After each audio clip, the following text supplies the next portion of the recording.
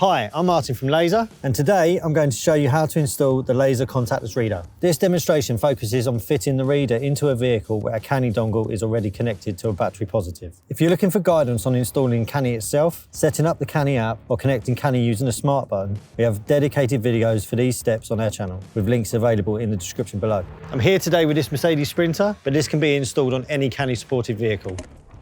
The first step is to remove the headlight connector. And then we need to unwrap some of the harness to expose more of the cable. So what I need to do now is identify the CAN high and the CAN low wires and match them with the CAN high and the CAN low on the reader. The CAN high wire is white and green, the CAN low wire is solid green. You can reference the CANNY app for specific instructions on wiring if you're ever unsure.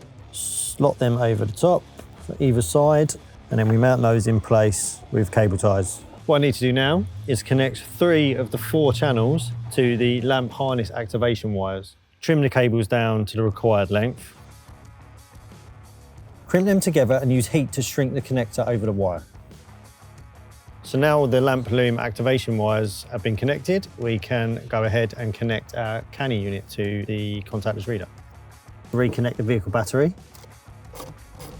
Now we have everything connected, we need to set up the CANNY unit using the Laser CANNY app. And on this vehicle, we've also used an optional smart button.